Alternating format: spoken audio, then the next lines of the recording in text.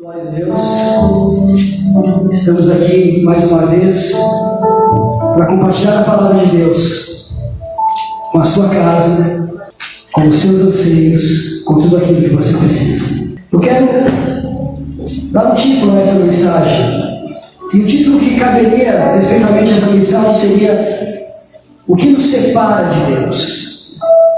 Essa mensagem está em Marcos 10, do 17 ao 31, fala do jovem rico. Eu vou dar uma síntese desse texto, para que eu possa depois discorrer sobre ele.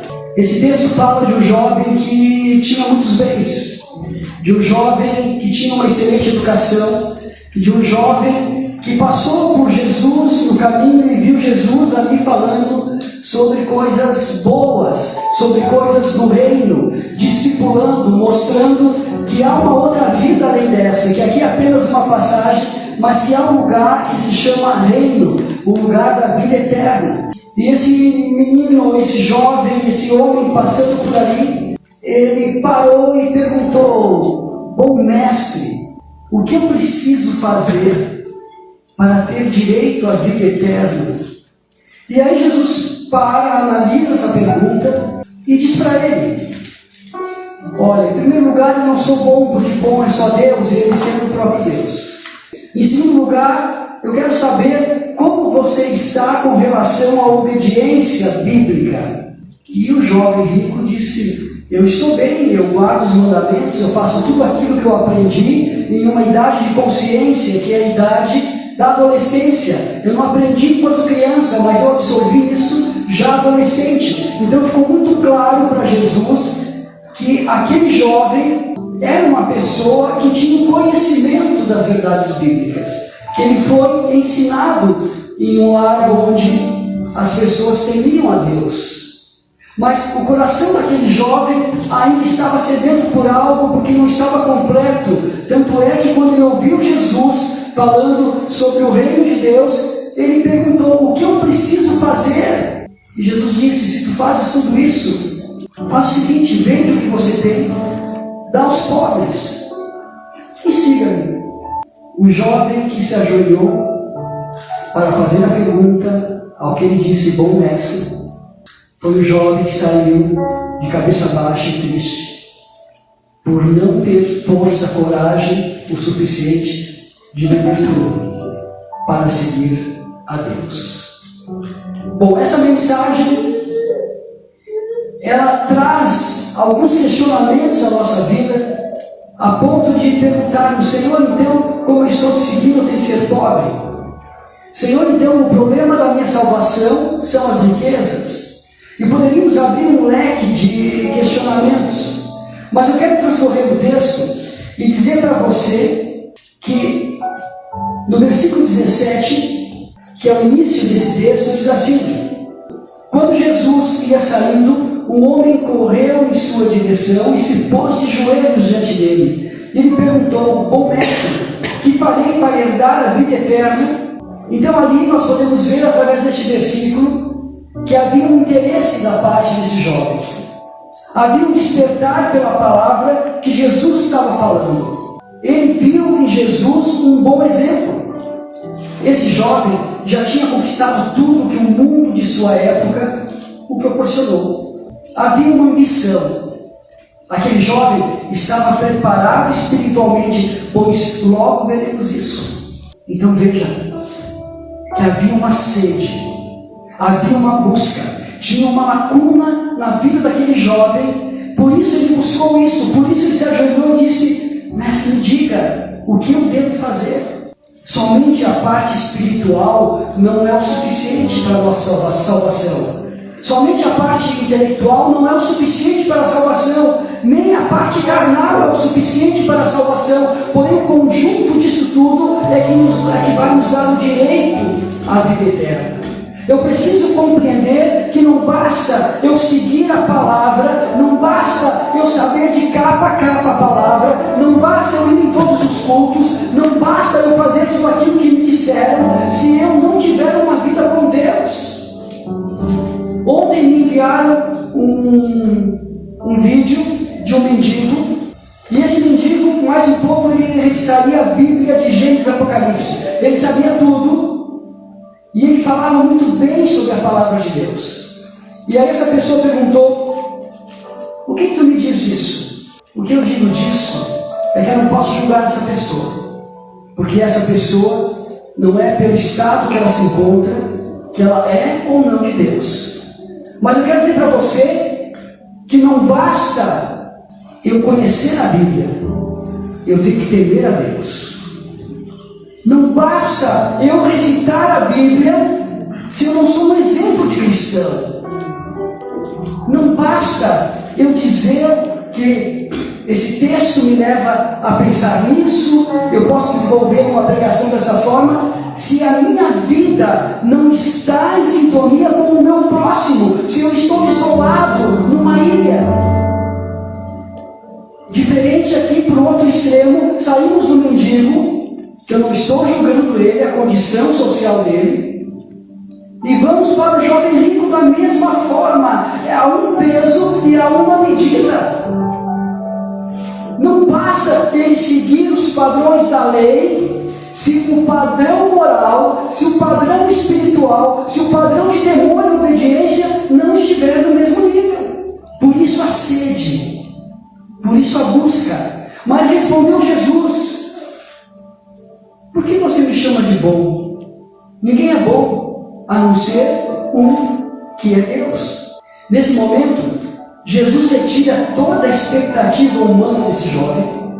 Jesus liga sua petição a Deus. Jesus se coloca na posição de homem, de pastor. Jesus não ensina a reverenciar apenas um, que é Deus. Nesse momento, Jesus testa a expectativa do jovem. Ele diz para o jovem que ele não é bom, que bom é só Deus. Ele deixa claro para o jovem que toda a expectativa dele não deve estar em Jesus, homem, mas sim em Deus. E ele começa a observar que aquele jovem começa a ter uma certa maturidade naquele momento. Aquele jovem vê que não basta uma reverência estar de joelho, não basta falar bem, não basta ter vestes bonitas.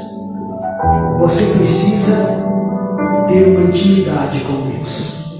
Se aquele homem, se aquele jovem tivesse uma intimidade com Deus, já que ele seguia a lei, ele não iria chamar Jesus de bom mestre. Ele poderia dizer: reconheço que tu és Deus, e eu a partir de hoje quero te seguir. Veja a diferença. O problema não é a riqueza, o problema é o que domina o meu coração. O problema é o que faz com que as pessoas me vejam. Será que as pessoas te enxergam como um cristão? Ou será que as pessoas te enxergam como alguém que tem um cargo, que tem uma posição social, que tem dinheiro, ou que não tem dinheiro, ou que não tem uma posição social? Como as pessoas te enxergam? Esse jovem deveria ser enxergado como um cristão. E um cristão, ou um temente a Deus, veria Jesus como Deus, não como mestre.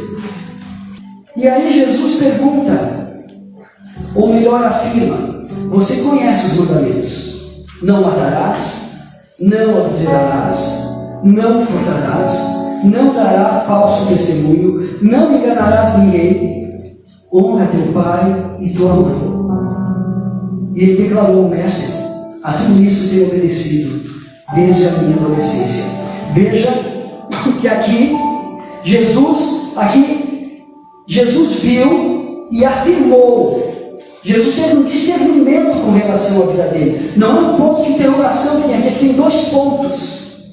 Jesus diz: você segue isso. E ele disse: sim, eu sigo tudo isso. Nesse momento, Jesus observa que há algo muito mais profundo, que há algo que não era uma falta. Tinha alguma coisa separando ele da intimidade com Deus, que se chama um vazio da alma. Por que não o vazio do Espírito? Não, porque o Espírito ele não tem vazio. O Espírito é ou não é. Havia um vazio da alma. Jesus, naquele momento, viu que o menino era um legalista, que aquele jovem era um legalista. Ele cumpria a lei, ele obedecia porque ele foi ensinado e tinha consciência disso. Mas na sua alma havia um vazio, uma falta de compreensão. Será que crer em Deus é só isso? Será que crer em Deus é só ler a Bíblia? Será que crer em Deus é só ir para a igreja? Será que crer em Deus é só fazer boas coisas? Não. E Jesus deixou muito claro isso. Nesse momento, Jesus disse que Ele é, pois Ele fez essa afirmação. Jesus sondou a vida dele. Jesus enxergou uma boa pessoa. Da mesma forma, o jovem declara que Jesus é um mestre, depositando seu desejo em um homem com boas palavras. O jovem relata que todos os mandamentos são seguidos conscientemente, pois cita a idade que aprendeu. Porém, algo gritava em seu coração. Ele queria mais. Ele queria a eternidade. Não basta você reconhecer que você tem um pastor, que você tem um mestre, que você tem pessoas que te ensinam. Não basta reconhecer isso. Isso é bom. Isso é o meio. Isso não é o fim. Tudo isso tem que me levar para Jesus. Tudo isso tem que me levar para a cruz. Tudo isso tem que me levar para a vida eterna. Caso contrário, somos legalistas. E aquele que somos religiosos. Mas todo religioso, todos os religiosos, o sentido da palavra quer dizer que estão tentando se religar com Deus. Agora o legalista não, é aquele que faz o que aprendeu. Então eu quero dizer para você, vamos desmistificar isso. Porque o povo religioso é o povo bom, é o povo que quer se religar com Deus. É o povo legalista. É o povo que só faz o que aprende. É o povo que faz aquilo porque é uma obrigação. Mas ele não conhece o dono da lei, como ele não conhece o dono da graça. E aí não consegue viver a plenitude do Espírito. E lá no versículo 21 e 22 diz assim: Jesus olhou para ele e o amou.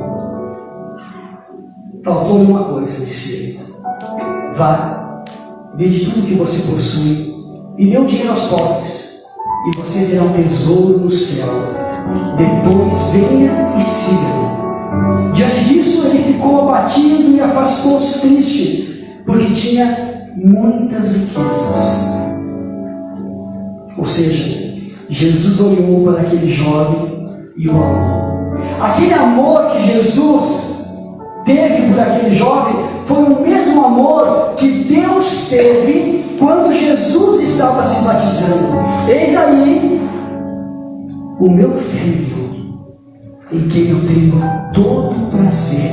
Da mesma forma, Jesus olhou para aquele jovem e disse: eis aí o meu filho, em quem eu tenho todo prazer. Mas então passou, então está tudo certo. Não, foi apenas o batismo de Jesus. Ainda Jesus deveria chegar até a cruz. Da mesma forma, aqui é apenas um meio. Esse jovem rico estava apenas sendo citado como alguém que Deus amava muito. Porém, ele precisava de uma coisa: ir em direção à cruz. Só que para ir em direção à cruz, Jesus deixou toda a sua riqueza, deu a sua riqueza e veio para os pobres, veio para os doentes, não veio para os sãos, ele veio para aqueles que necessitavam de salvação. Da mesma forma, esse jovem rico deveria deixar a sua riqueza e saber que ele tinha uma missão de salvação, porque ele dando aos pobres, ele seria um grande testemunho, e ele levaria com eles muitos e muitos e muitos à salvação. Eu quero te falar através dessa mensagem: o que você precisa deixar para trás para rebanhar muitos e muitos e muitos para Jesus? O que falta na sua vida para você ter a coragem de caminhar em direção à cruz? O que está faltando na sua vida para que você consiga não apenas ser visto por Deus com muito amor, mas ser visto por Deus como alguém que fez a vontade do Mestre. Eu preciso saber que eu nasci, que nós nascemos para fazer a vontade de Deus. Jesus viu verdade nas palavras dele. Jesus viu que a lei e a obediência estavam nele. Jesus olhou aquele jovem com olhos de amor, os mesmos olhos de Deus, quando Jesus se batizou. Quando Jesus se batizou, faltava apenas uma coisa: a crucificação. Jesus disse para o jovem que faltaria apenas uma coisa: deixar as riquezas e carregar a sua cruz. Jesus viu que o jovem tinha um preço a ser pago. No caso, seu coração estava nas riquezas. Jesus viu que o jovem tinha sede pela vida eterna, porém estava preso. O que nos falta para seguirmos a Jesus? O que nos afasta da salvação? O que nos afasta da comunhão verdadeira? O que nos afasta do ministério que temos que prosseguir? O que nos afasta da intimidade com Deus? O que está nos afastando da vida eterna? Analise a sua vida. Não analise a vida do vizinho. Não analise a vida do seu esposo. Não analise a vida da sua esposa. Analise a sua vida. Não analise a vida dos teus filhos, dos teus pais. Analise a tua vida. Porque só através disso é que o Espírito Santo terá a chance de habitar no teu coração. Porque quando eu analiso a minha vida, eu impeço que o diabo me julgue. Eu impeço que outras pessoas lancem sobre a minha vida mais sofrimento do que eu já tenho. Eu calo a boca do diabo. Mas eu preciso fazer isso. Eu tenho que analisar a minha vida. Eu tenho que ter força o suficiente para ter a decisão correta de deixar tudo aquilo que eu chamo de riqueza para trás. A riqueza desse jovem eram heranças, eram fortunas, era dinheiro. E o sentido riqueza quer dizer isso: bens materiais. Mas eu sou ousado em dizer que para algumas pessoas nem sempre são bens materiais. A riqueza pode ser o seu bezerro de ouro. A riqueza pode ser o seu Isaac. A riqueza pode ser tudo aquilo que te afasta de Deus. O pecado, a imoralidade, a astúcia, a esperteza, o subir e conquistar a qualquer preço, o fazer a obra de Deus relaxadamente. Tudo isso são riquezas, porque elas acabam dividindo o nosso coração. Se o meu coração estiver 100% em Deus, eu tenho coisas que me afastam de Deus e eu não herdarei a vida eterna. Quais são nossas riquezas que nos afastam da vida eterna? Para alguns pode ser as baladas com muitas bebidas e drogas. Para outros, obcecados pelo trabalho. A idolatria pelo que tenho ou pelo que sou. A mentira. A falta de comprometimento com as coisas de Deus. As tentações. A falta de caráter. O espírito crítico. Enfim, onde está o teu coração? Jesus olhou, lá no versículo 13, 23, diz: Jesus olhou ao redor e disse aos seus discípulos: como é difícil aos ricos entrar no reino de Deus. E daí, diz mais: os discípulos ficaram admirados com essa palavra, mas Jesus repetiu: filhos, como é difícil entrar no reino de Deus. É mais difícil passar um camelo pelo fundo de uma agulha do que um rico entrar no reino de Deus. E aí eu te digo, Jesus afirma isso para que todos saibam que nada que o mundo dá é maior do que ele pode proporcionar. Somente através da obediência, da súplica, da dedicação e do temor que vamos conquistar as riquezas de Deus e vamos dar um basta para as riquezas do mundo. No versículo 26 e 27 diz: os discípulos ficaram perplexos e perguntaram uns aos outros, nesse caso, quem pode ser salvo? Jesus olhou para eles e respondeu: para o homem é impossível, mas para Deus não é impossível. Todas as coisas são possíveis para Deus. Ou seja, Deus quis dizer o seguinte: para o homem, tendo as riquezas, ele pode perder a salvação, mas se essas riquezas vierem do Senhor, ele não perderá a salvação. Então Jesus sinaliza a possibilidade de sermos ricos, porém em Deus. Então Pedro começa a dizer: nós deixamos tudo para seguir-te. Pedro reclamando como sempre. Podia estar pescando, ter um barco novo, uma casa nova, eu deixei tudo, e tu disse que eu vou ser pobre. Mas aí Jesus responde: digo-lhes a verdade, ninguém que tenha deixado casa, irmãos, irmãs, mãe, pai, filhos ou campos, por causa de mim e do Evangelho, deixará de receber 100 vezes mais, já no tempo presente, casas, irmãos, irmãs, mães, filhos e campos, e com eles perseguição, e na era futura a vida eterna. Ou seja, Pedro questiona, pois trabalhava para conquistar, mas deixou tudo. Jesus afirma que o tudo do mundo não se compara ao que Deus tem aqui na terra para nós. Porém, Jesus deixa claro que sofreremos perseguições, porque muitos ainda não entendem que podemos ser prósperos. E ainda nos afirma que teremos a vida eterna.